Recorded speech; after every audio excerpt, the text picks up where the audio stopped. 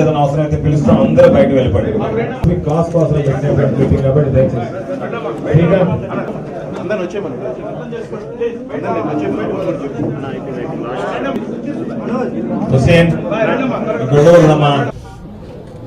ఈరోజు నెల్లూరులో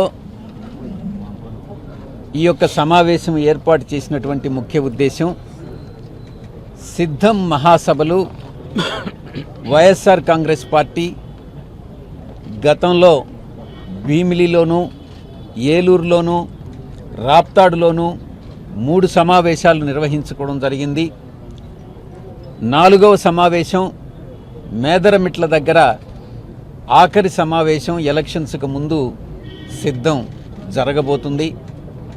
సిద్ధం సమావేశాల ద్వారా రాష్ట్ర వ్యాప్తంగా ప్రజలందరికీ కూడా గౌరవ ముఖ్యమంత్రి వర్యులు 4 సంవత్సరాల 10 నెలల కాలం అందించినటువంటి సుపరిపాలన, బడుగు బలహీన వర్గాలకి, మైనారిటీస్కి, ఎస్సీలకి, ఎస్టీలకి అందరికీ కూడా మనం ఇచ్చినటువంటి భరోసా పథకాలు అన్నిటినీ కూడా బాగా వివరించేటటువంటి విధంగా రాబోయేటటువంటి సార్వత్రిక ఎన్నికలకు సిద్ధం కండి అన్నటువంటి విషయాన్ని ప్రజలకు తెలియజెప్పేటటువంటి ఉద్దేశంతో ఈ యొక్క సమావేశాలు ఏర్పాటు చేసుకోవడం జరుగుతుంది.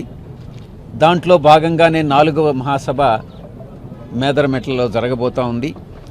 ఈ యొక్క నెల్లూరులో ఇప్పుడు ఈరోజు జరిగినటువంటి సమావేశంలో నెల్లూరు పార్లమెంటు, ప్రకాశం పార్లమెంటు, తిరుపతి పార్లమెంటు మొత్తం 21 కాన్స్టిట్యున్సీస్కి సంబంధించి గౌరవ శాసనసభ్యులు, గౌరవ మంత్రివర్యులు, గౌరవ సమన్వయకర్తలు అందరూ కూడా హాజరు కావడం జరిగింది.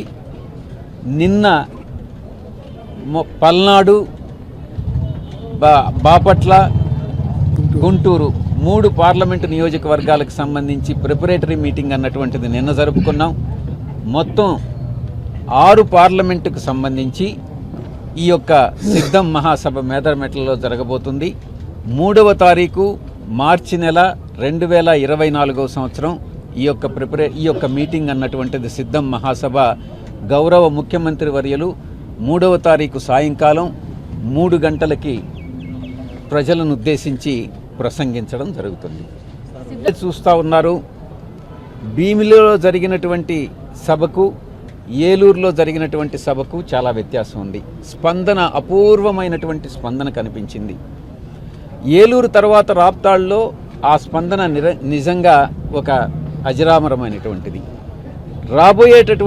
జరగబోయేటటువంటి మేదరమెట్లలో జరగబోయేటటువంటి సిద్ధం మహాసభ ప్రజలను నిజంగా ఉత్తేజపరిచే విధంగా, ఆ ఉత్తేజాన్ని అన్నటువంటిది మీరు కళ్ళారా చూస్తున్నారు.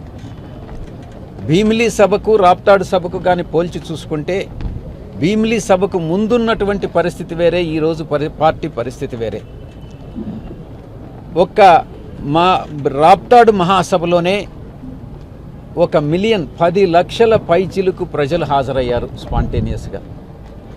మన రాబోయేటటువంటి మేదరమెట్లలో జరగబోయేటటువంటి సమావేశానికి 15 లక్షలకు తగ్గకుండా, ఒక వ్యక్తి కూడా తగ్గకుండా 15 లక్షల మంది ప్రజలు హాజరవుతారని అంచనా వేస్తున్నాం.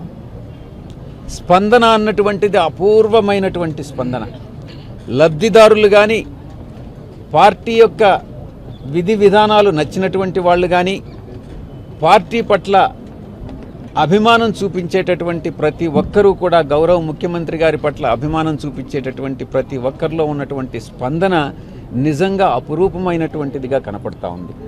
కాబట్టి ఈ యొక్క సభ చాలా విజయవంతమవుతుంది.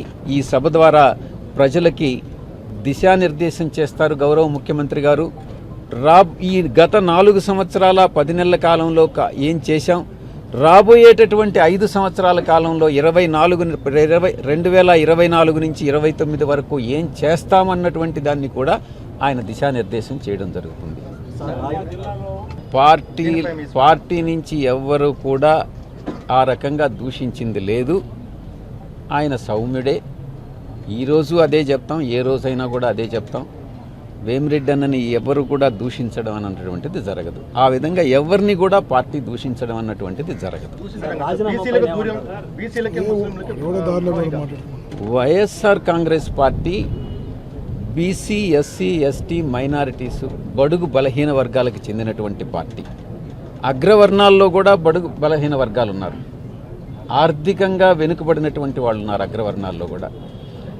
ఎవరైతే ఆర్థికంగా, రాజకీయంగా, సామాజికంగా వెనుకబడి ఉన్నారో వాళ్ళకి క్యాస్ట్కి సంబంధం లేకుండా, కులానికి సంబంధం లేకుండా వాళ్ళ ప్రయోజనాలను కాపాడేటటువంటి పార్టీ వైఎస్ఆర్ కాంగ్రెస్ పార్టీ. కాబట్టి ఎవరిని దూషించేది లేదు. వాళ్ళ ప్రయోజనాలను కాపాడడమే పార్టీ యొక్క ముఖ్య ఉద్దేశం.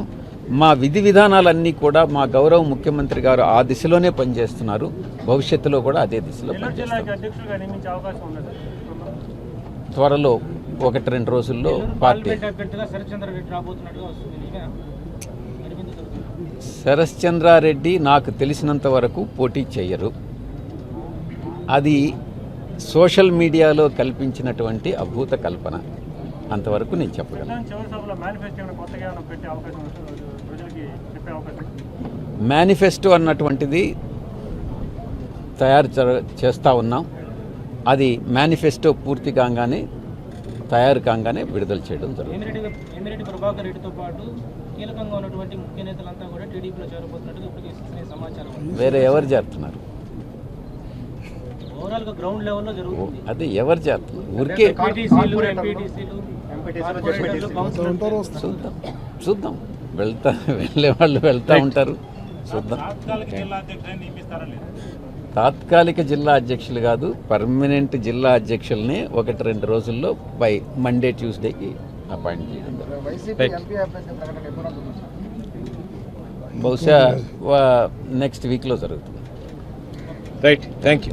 ఇప్పుడు ఎన్నికల సమయంలో కొంతమంది నాయకులు పార్టీని వీడడం, కొంతమంది నాయకులు పార్టీకి రావడం అన్నటువంటిది సర్వసాధారణం. దానికి వివిధ కారణాలు ఉంటాయి. ఇది సర్వసాధారణమైనటువంటి విషయాన్ని దాన్ని ఏదో ఒక భూతద్దంలో నుంచి చూడడం అన్నటువంటిది సమంజసం కాదు.